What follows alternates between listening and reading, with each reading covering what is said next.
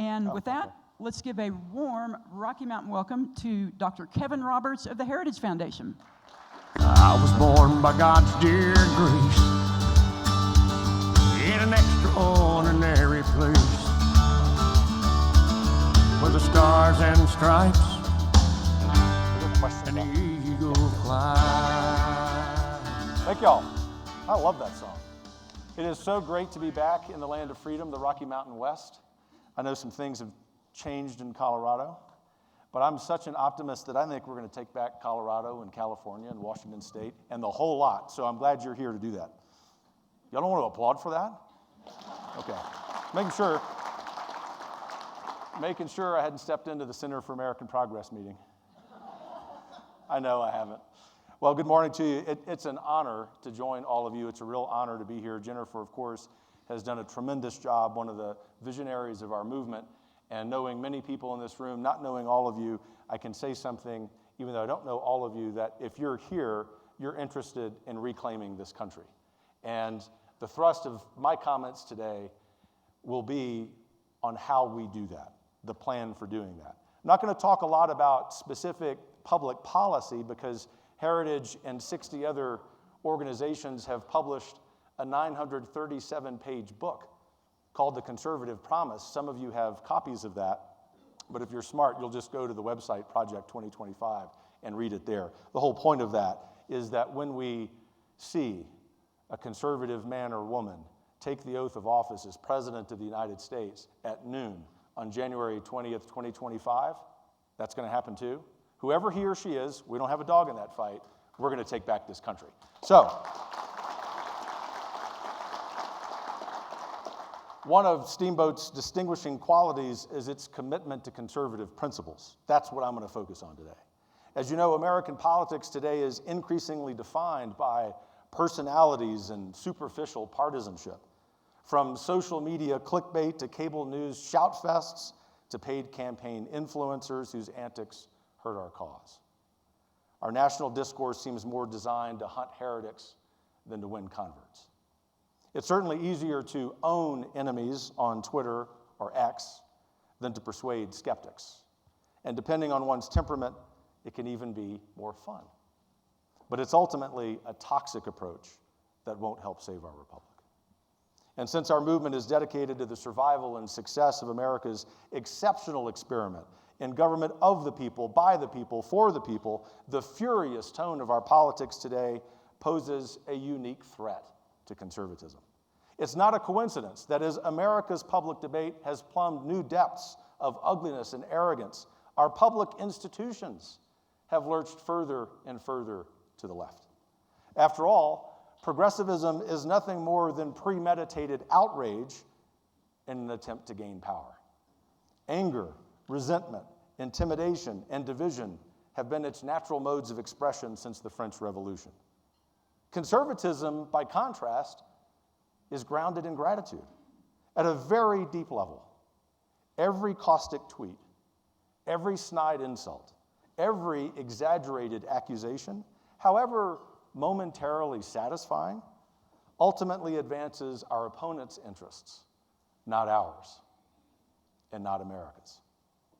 That's why Steamboat's commitment to civil discourse, good faith debate, and principled persuasion is so important today. And it's why the Heritage Foundation will always be a partner with the work that Jennifer and her wonderful colleagues do. Especially for the conservative movement, this is true, that we need to be focused on principled persuasion because our prospects only ever rise and fall alongside those of our nation, considering how intertwined are the principles of conservatism and the American founding. One of the surest signs that America is in trouble today is the increasing division on the political right. The success of the woke left in public policy and in electoral politics, yes, but especially among elite corporations and cultural institutions, has split our own movement across countless fissures. We've entered an era, as I like to say, of hyphenated conservatism. Today, many conservatives are at each other's throats, even on many issues that used to unite us, from foreign policy to trade and from taxes to law enforcement. As I've learned, merely initiating and honest discussion about some topics generates not the spirited debate that makes our arguments better, but more often spawns a juvenile, caustic cacophony of name-calling, false labeling, false dichotomies, and motive questioning. And that's just among friends on our side. This corrosive disease is especially prevalent in the imperial city of Washington. There, too many senior Republicans would prefer to pretend these debates aren't happening at all. When they do acknowledge the internal friction, they say the debates don't matter. They say that the right's sole focus should be opposition to the left. What they don't say is that this mindless strategy of negative partisanship would conveniently leave the next conservative government's actual agenda up to them. But we've tried this tactic many times before with the same results. Dare I say, wishy-washy, small ball policymaking that endears few adherents to our movement. It fails to deliver on the bold campaign promises our side makes to ordinary Americans. And so there's no wonder that there's such deep distrust by ordinary Americans of so many of our leaders. Grassroots conservatives don't have the luxury of ignoring our movement's internal disagreements. We have to engage them, as uncomfortable as that process may be, for it is in those debates, if they're intellectually honest, that together we can begin advancing a policy program that unites not just the right, but a majority of Americans. So doing also serves another very important function that I love, and that is accountability for our elected officials, which again only further emphasizes the importance of the Steamboat Institute's mission to elevate conservative discourse above personalities and partisanship. The only way to revive and reunite the right and reaffirm American exceptionalism is by rebuilding our movement from its foundation, from our principles up rather than from our politicians down. Before we can know where we're going, first we should understand how we got here. It's the historian's curse. Few remember it now, but in 5 of the last 6 presidential elections before the end of the Cold War, Republicans actually won the popular vote, and most of them, you will remember, in landslides. By contrast, in the 8 presidential elections since, Republicans have won the popular vote once. Clearly, something has changed over the last 30 years. But perhaps it's more accurate to say everything has changed except the Washington Republican Party. Most GOP insiders still think of themselves as the party of business, even as corporate America has embraced woke cultural Marxism. They think of themselves as tough on crime, while they facilitated illegal immigration along our southern border and the weaponization of the FBI and Department of Justice. They think of themselves as the wise grown-ups on foreign policy, despite losing multi-trillion-dollar wars of choice. And on fiscal policy, on pornography, on opioids, on education, on healthcare, and especially on political strategy, the Washington establishment thinks conservatives should trust them. But the painful historical record of the last 3 decades shows that we shouldn't. They inherited Ronald Reagan's shining city on a hill and have bequeathed to us the rise of China, big tech, and woke totalitarianism. Against this, admittedly, depressing backdrop, it does get better, a new generation of conservative thinkers, activists, and leaders has stepped up offering new paths forward for the right. You've probably heard of some of these factions, their critiques of the status quo, and their ideas for the future. One group, calling themselves national conservatives, has sought to reorient the right around issues often overlooked by GOP elites. National sovereignty, immigration, social solidarity, and economic opportunity, especially for working families and communities who don't have large stock portfolios or lobbyists. I have a few quibbles with the NatCons, to be sure, on certain details of their program, but their core critique cannot be denied nor their solutions dismissed. The Washington establishment's prioritization of globalism over national interest, of corporate profits over family rights, of insider self-dealing over social solidarity has hurt the country and hurt our movement. and Beltway Republicans' outright refusal to use the appropriate power they have in their respective offices has led us to fail in taking on the left. The administrative state, the woke industrial complex, anti-American school curricula, and the like, all of this has been a disaster for working families. And it's the frustration over this cowardice that led this wonderful song, as a country music fan, Richmond, North of Richmond, to be the best song ever recorded. God bless Oliver Anthony.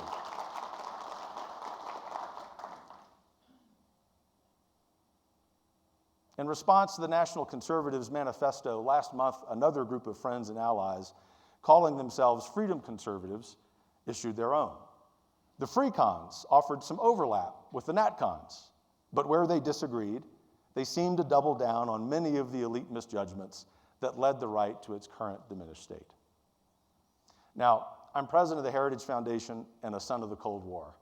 There is no one on earth more sympathetic, more grateful to the Reagan Revolution than me. But we can't forget that the conservatives' 1980s agenda was designed to solve the problems of the late 1970s: hyperinflation, confiscatory tax rates, and the global threat of communism. The reason we revere Reagan is that he clearly identified and won those battles. Today, however, we face many different challenges: cultural Marxism, corporate anti-Americanism, an increasingly weaponized federal government, anti-parent schools, family disintegration, and the crisis of boys. And I'm just getting started. The fact is, as great as tax relief is, as great as budget cuts are, as important as a strong military is, none of those are going to solve these new existential problems. It's not my job to referee every policy dispute between all these factions of hyphenated conservatives, although I am often asked to do so. It is the job of the president of the Heritage Foundation, whoever he or she is, to unify and lead the conservative movement out of this division. The Nat Cons, the Free Cons, the SoCons, the MAGA Cons, the Neocons, the Paleocons, all have different points of emphasis. But for us as a movement to move forward and win the hearts of the American people, we must agree on certain fundamental principles that make conservatives conservative. In the spirit of the Steamboat Institute's indispensable mission, I encourage all conservatives engaged in this debate to focus not merely on messaging and tactics, but instead on what the great Russell Kirk called the permanent things. At the superficial level, politics tends to pull us apart, but at a deeper level of common principles, it has the power, believe it or not, to pull us back together. Unity doesn't mean conformity, of course. People of goodwill will always disagree about issues, policies, and prudential decisions, and we want them to a certain extent. For instance, which would you say is a more urgent issue, China or border security? Addressing the scourge of porn or the scourge of opioids? The woke nonsense our kids are learning in school or the reading, writing, and arithmetic they're not learning?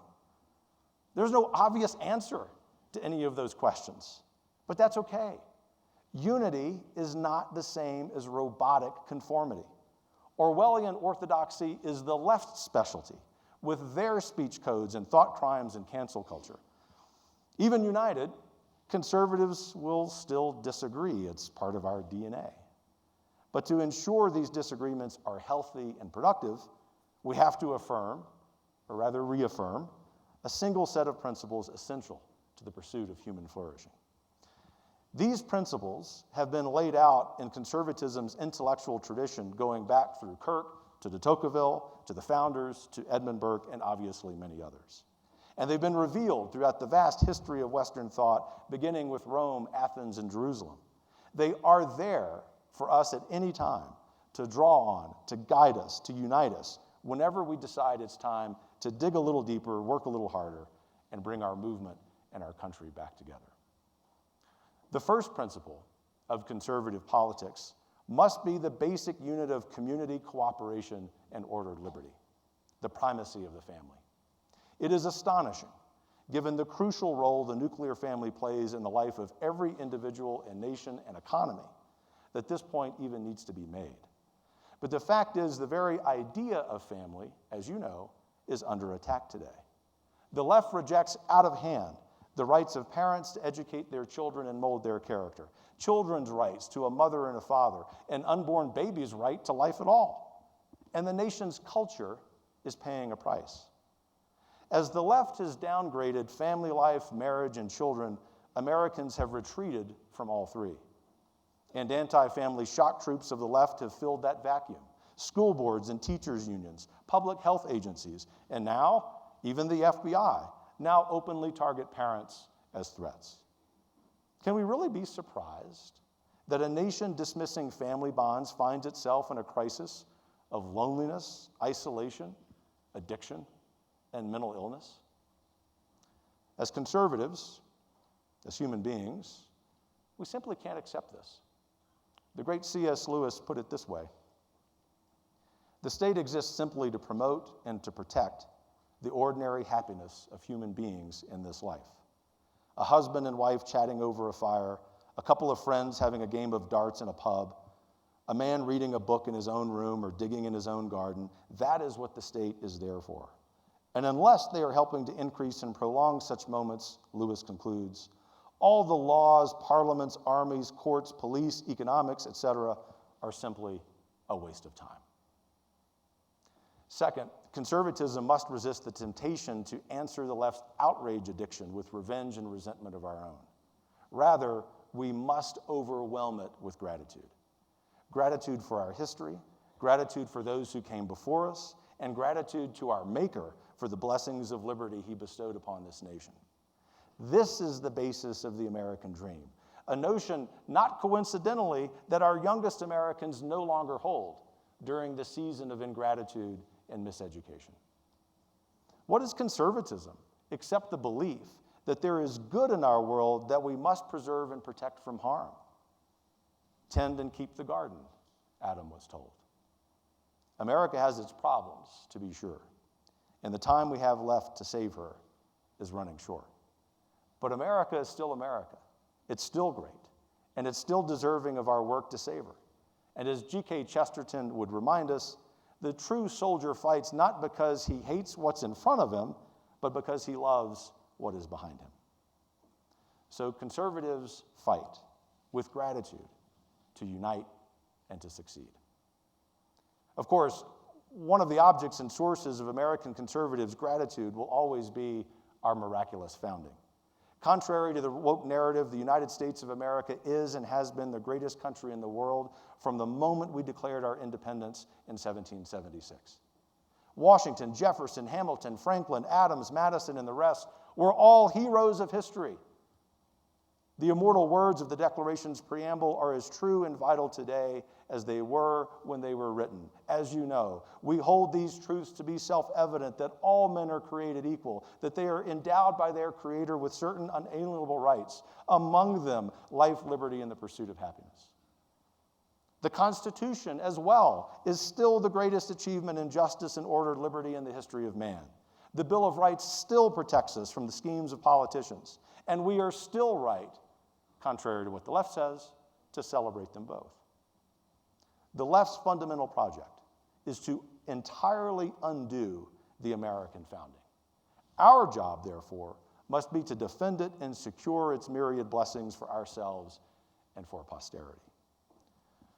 Our fourth core principle is the reality of moral virtue and society's absolute duty to promote it. The left long wanted us to believe that there was no truth and that every option had the same moral value.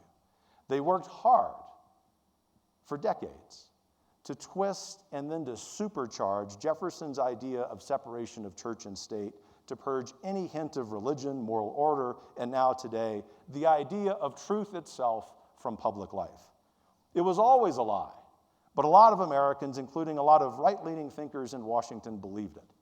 Many of our own leaders retreated to defending moral neutrality and now openly support the postmodern progressive dogma of subjective moral value. But the fact is, mankind cannot be happy outside of moral virtue. Faith, hope, and charity are not simply good manners, but the very fuel on which our souls run. They are what makes us truly ourselves, individuals friends, spouses, and patriots. We must not shy away from this truth. We have to champion it. Neutrality between opinions is not enough. Americans need to know that virtue exists and what is virtuous in order to lead our nation as sovereign citizens. As the Roman Stoic Seneca said, if a man knows not to which port he sails, no wind is favorable. Fifth, conservatives must reassert the core truth that our rights are endowed by our Creator equally to all people and not granted by government to the privilege-anointed few. For all their talk about democracy, the left utterly rejects human equality. Their entire philosophy is based on a belief of their own superiority, enlightenment, and entitlement. They believe progressive interest groups should be funded by the government and conservative ones should be banned. They believe freedom of speech should depend on speakers' political views.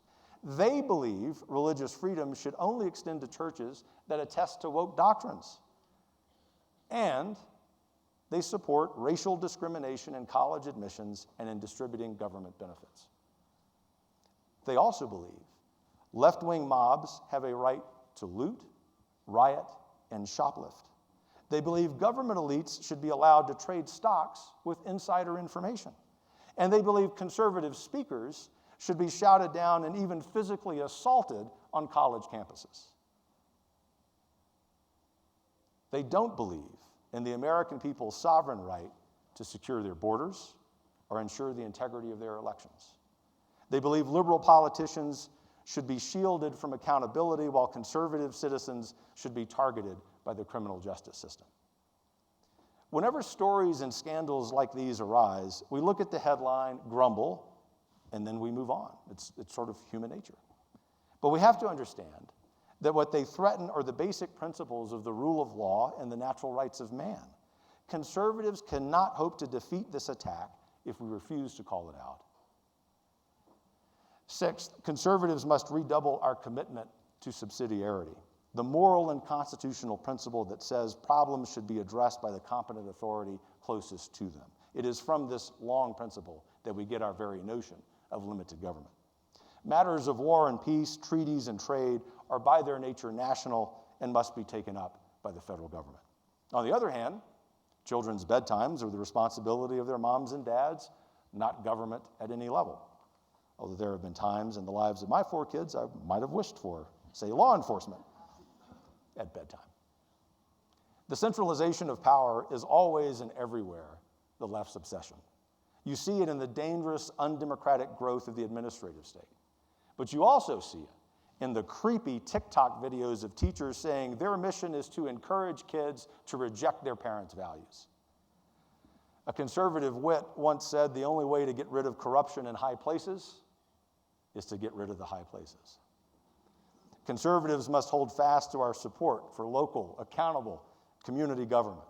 For democracy to work, it has to be bottom up, not top down. Given the left's failure to govern cities and towns these days, it's no surprise they'd rather not talk about local government. But we must remember that the woke policies that consign great urban hubs to violent chaos are the same ones they want to impose on the entire nation. Seventh, conservatives must hold firm to the moral case for property rights and free enterprise. Yes, capitalism creates wealth and jobs and economic opportunity, and all of that is tremendous. But much more importantly, it affirms the innate dignity of the human person to create, to serve, and to reap the fruits of his or her labor. The left pretends to hate capitalism, but really they just want to limit it to themselves and their friends. They want what I call contingent capitalism, whereby entrepreneurs are rewarded not for serving customers, but for serving the cause of the Great Awakening. Their problem is not that businesses like Target and Bud Light can choose to promote woke values. Their problem is that mere people have the economic power to punish and reward them for it. And we know that Bud Light was terrible beer to begin with.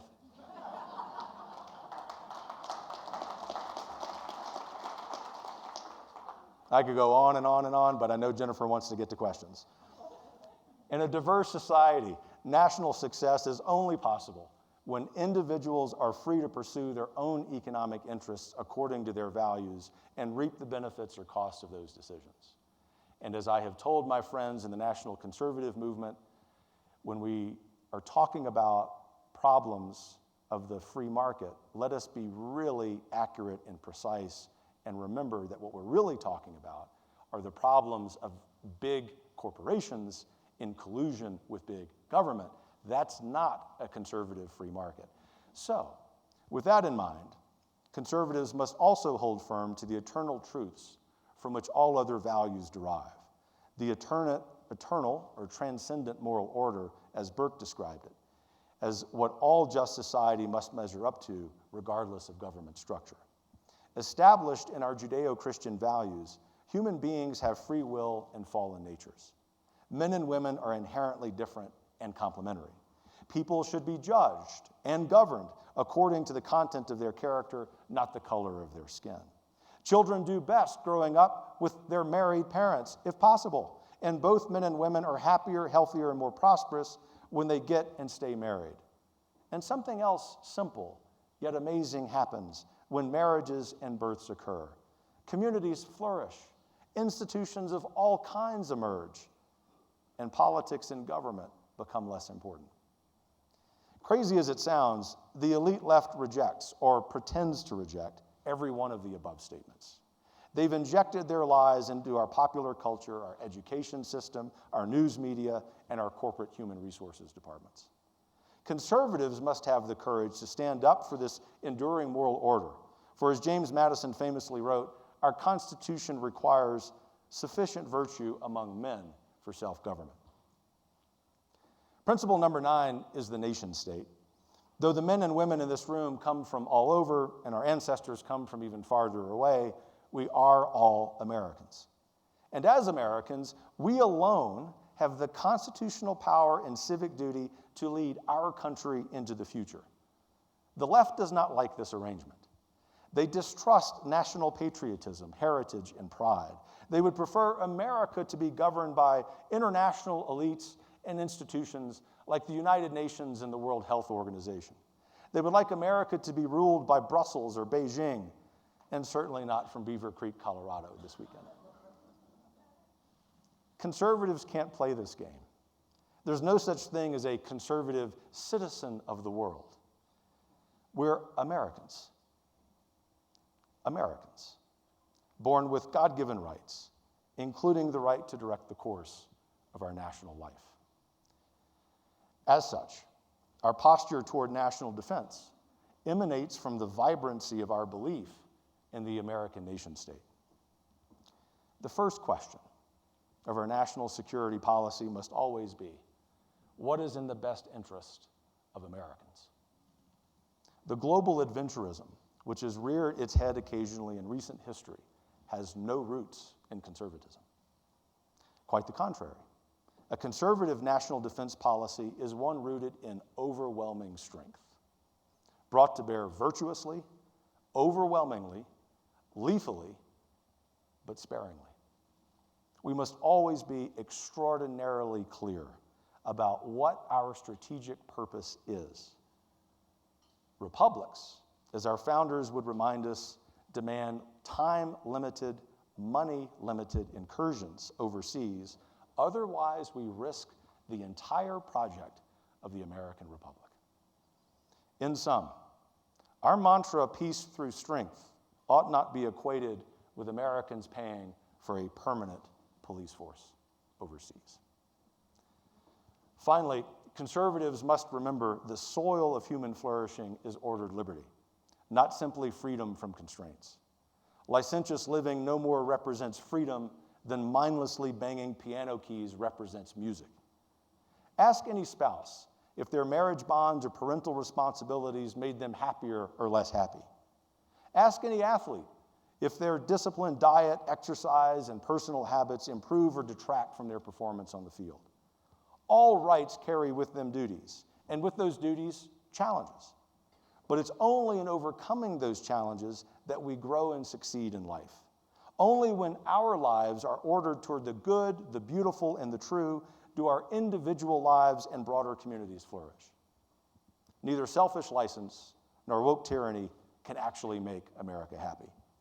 Only individual freedom, grounded in moral virtue and interpersonal responsibilities, can achieve that. 10 principles may be a little more involved than a traditional 3-step plan, but I lead a think tank. Conservatism is like that because it's true. The divisions today on the American right simply cannot be papered over. They must be bridged. The various sparring camps among our hyphenated brother and sister conservatives must understand that the only way to build those bridges is together. And the only way to come together is not through campaigns and candidates, but in the deep roots of principle. The good news is we will and are already trying to live these principles in our own lives. We all aspire to be men and women of family, gratitude, patriotism, virtue, respect, solidarity, and true freedom. It's no mystery, then, how we ensure the conservative movement reflects those values as well. I'm confident that if each of us commits to living out these principles, our movement will reunite and win. I can't think of a better place to begin this project than here at the Steamboat Institute Freedom Conference, or anyone I would rather embark on in this journey than with you. Let us this day, therefore, to pledge to work toward a conservatism that needs no modifier and certainly no hyphens. One that honors and respects the various groups who focus on subsets of our principles, but also encourages them to be part of the entire project of self-governance and human flourishing. It is there, and only there, that our movement can once again be ascendant, and that by extension, there and only there, that this great land we call America can be revitalized. God bless you, and God bless America.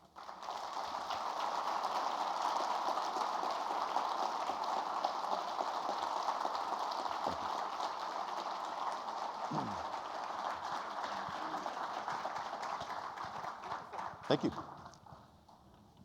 Okay, we'll get to a few audience questions here. We have about 10 minutes.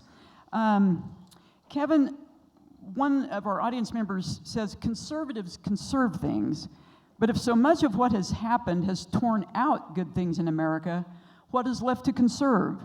Should conservatives abandon that moniker and take up libertarian or classical liberal instead? What a wonderful question. I really appreciate that question. I think that what we're working to conserve are the same things that conservatives have worked to conserve since the origins of our movement. They are what Kirk would call the permanent things.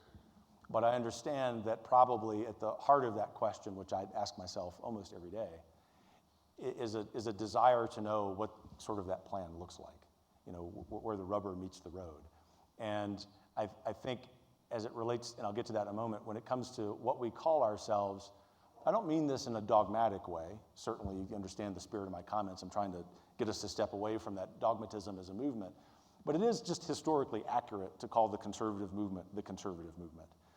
Libertarians, at least most libertarians, have always been part of that. I hope that they always will be. They offer a lot to conservatives, some of whom have a tendency towards statism. We're seeing that emerge now. Libertarians help to correct that. Classical liberalism is also an accurate way of putting it, but actually conservatism's really the most accurate. And if someone would like to do some additional reading, it is a tome. The Conservative Mind by Russell Kirk would be really helpful. But what are we working to conserve? We're working, I think, in your conference program this weekend, Jennifer reflects this so well. We're working to conserve our right to order our local economy and our broader economy the way we see fit. We respect Target's right or Budweiser's right to go woke. We also respect people's right not to participate in that, right? We of course, are also trying to preserve, it seems, or conserve the very notion, although it's crazy to have to say this, that men are men and women are women. I can go on, but you get the point. And I don't mean this in any sort of argumentative way toward the questioner because the question's so thoughtful. There's a lot to conserve that I see. And there's a lot that we should have been working to conserve that I myself wasn't working to conserve. I'm not wagging my finger. Heritage could be doing a better job doing that. But we caught it in time. And if we're able to work together, recognizing that some of us are going to focus more on trade policy, some of us on economic policy, others of us on fighting back against the trans agenda, all of that is conservatism. And what Heritage is trying to do is to be a good facilitator of that conversation. Thank you. In the 1950s, Arthur Schlesinger Jr., who was JFK's speechwriter and not known for any type of conservative thought, True. once scolded his fellow liberals at Harvard for their efforts to prevent the college from hosting speakers whose ideas were not popular on campus. Sounds familiar. He asked them what they were afraid of. Well, it seems the left has not progressed much.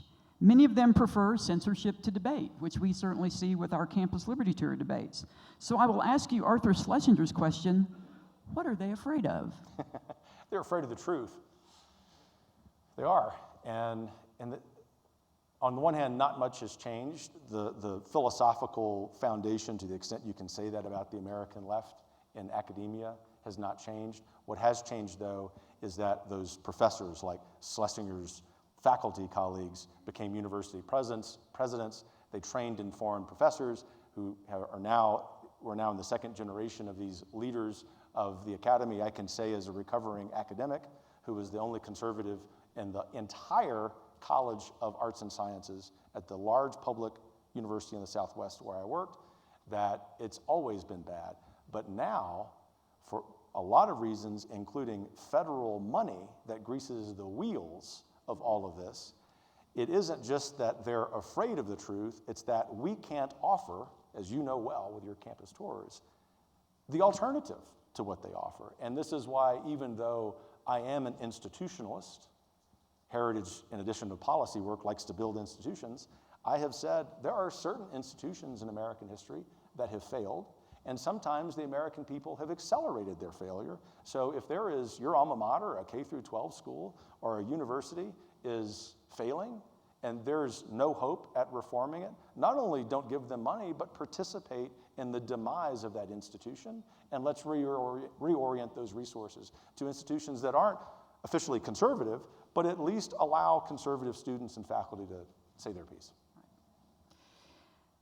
Okay, this is a good one. How do we elevate the dialogue with people who have supplanted the cult of personality that is Trump for conservative principles?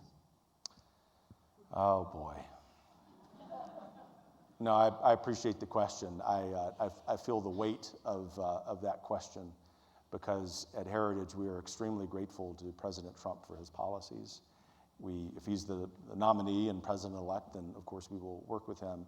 But the problem has always been with any political movement in this country, whether it's on the right or the left or the center, when that becomes a movement around a personality, I think about Andrew Jackson, I think about William Jennings Bryan in the late 1800s. Those people, those leaders can be virtuous, but when it becomes about what's right for them and their political future rather than about principles, even if we like that man or woman, that's not sustainable in the long term. And so the way we do this is to constantly focus on policies and ideas in a hard-headed, stubborn way. And for those of you who are political types who are going to be participating in one party primary rather than the other, you also have to ask the questions of electability. Because it's very important for those of us who are focused on policies and ideas to remember that the only way we actually get to implement them is if our guys and gals win.